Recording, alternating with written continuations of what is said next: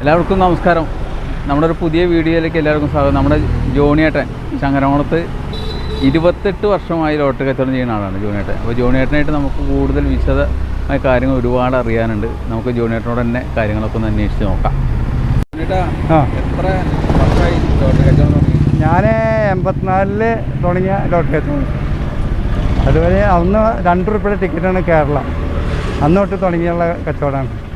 പിന്നെ ഇതുകൊണ്ട് തന്നെ ജീവിതം, ഇതുകൊണ്ട് തന്നെ എല്ലാ കാര്യങ്ങളും, ഒരാളെന്നല്ല എല്ലാ കാര്യങ്ങളും വീട്ടിൽ നടക്കും. ഞാൻ ചെയ്യുന്ന തൊഴിലൊക്കെ ഇതുകൊണ്ടുണ്ടാക്കിയാണ്. പക്ഷേ അന്ന് ഞങ്ങൾക്ക് ഒരു കുറച്ച് ടിക്കറ്റൊക്കെ വിറ്റിരുന്നു. ആദ്യം പിടിച്ച് വന്നിട്ട് എല്ലാ വക ടിക്കറ്റുകളും വിറ്റ് ഒഴിവാക്കി ഈ മക്കളെ പഠിപ്പിച്ചു, സ്വന്തം വീട് മേടിച്ചു. ഭൂമി അധികം ഇല്ലെങ്കിലും കുറച്ച് മേടിച്ച് ഉള്ളത് വീടൊക്കെ കയറ്റി എല്ലാ കാര്യങ്ങൾക്കും എനിക്ക് ലോട്ടറി കച്ചവടം മക്കളെ പഠിപ്പിക്കലും അവർക്ക് ചെറിയ ജോലിയാവലും ഭാര്യയ്ക്ക് ജോലിയൊന്നുമില്ല. അതുകൊണ്ട് തന്നെ ജീവിച്ചു പോയി. അന്നത്തെ ഈ 2 രൂപയ്ക്ക് വിൽക്കുന്ന കാലത്ത് എത്ര ഫസ്റ്റ് പ്രൈസ്? അന്ന് 2 രൂപയുടെ ഫസ്റ്റ് പ്രൈസ് എനിക്ക് ഓർമ്മയില്ല. 2 ലക്ഷം 1 ലക്ഷം ഉള്ളൂ. 2 ലക്ഷം ഉറുപ്പിക താമസമുണ്ട് അന്നത്തേത്. 15 ദിവസം കൂടുമ്പോഴാണ് നറുക്കെടുപ്പ്. മാസത്തിൽ 2 ആ ടിക്കറ്റ് അന്ന് ഞാൻ എടുത്തിരുന്നത് ആദ്യം കുന്നോളത്ത് പ്രേമൻ്റെ അവിടെ നടന്നത്. പിന്നെ ഞാൻ തൃശ്ശൂരിൽ നിന്ന് അഗർവാളിൽ പോയി. അഗർവാളിൽ നിന്ന് ഇങ്ങനെ അമ്മയിലേക്ക് പോയി. അല്ല, എസ് എസ് മണിയിൽ നിന്ന് പോയിട്ട് അവിടെ നിന്ന് പോയപ്പോൾ പാരഡൈസ് കഴിഞ്ഞിട്ട് ലാസ്റ്റ് എം ജെ കുര്യൻ എന്ന് കഴിഞ്ഞിട്ടാണ് ഞങ്ങൾ അക്ഷയ ലോട്ടറി കഴിഞ്ഞിട്ട് പോയി.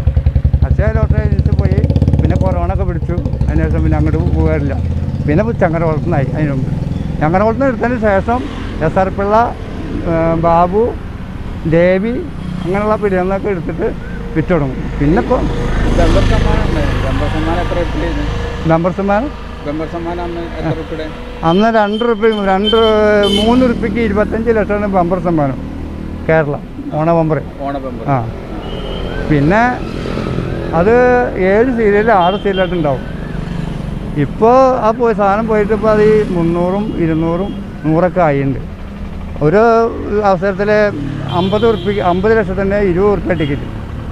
അതൊരു കോൺടാക്ട് കാറും 50 ലക്ഷമാണ് അന്നത്തെ. പിന്നെ ഇപ്പോൾ 200 300ഒക്കെ ആയിട്ടുണ്ട്, എല്ലാം ആയിട്ടുണ്ട്.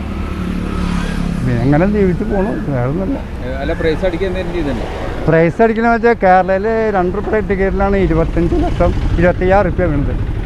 ആ 25,000 രൂപ വീണ ശേഷം പിന്നെ 5000 1000 500 അങ്ങനെ മേലൊന്നും വീണിട്ടില്ല. ആ, പോയിട്ടുണ്ട്. അത് അക്ഷയെന്ന് എടുത്ത ടിക്കറ്റിൽ 1 കോടി കാരുണ്യ പ്ലസ് ഒരു ബുക്കിന് അന്ന് 1 കോടിയാണ്. ആ കോടി കുറച്ച് ടിക്കറ്റിന് പോയതുള്ളൂ. പിന്നെ ഇപ്പോൾ കഴിഞ്ഞ ഒരു 3 ആഴ്ച മുമ്പ് ചങ്ങല വീഴപ്പെടുന്നത് ചിറക്കുന്ന എടുത്ത ടിക്കറ്റിൽ 1 ബുക്കിന് താഴെ പോയി. അത് 80 ലക്ഷം. അതും കാരുണ്യ പ്ലസ് ഉണ്ട്. പിന്നൊന്നും അങ്ങനെ ഒക്കെ 2-3 ലക്ഷമൊക്കെ അങ്ങനെയൊക്കെ പോയിട്ടുണ്ട്. പക്ഷേ ഫസ്റ്റ് പ്രൈസ് അടിച്ചിട്ടില്ല. അത്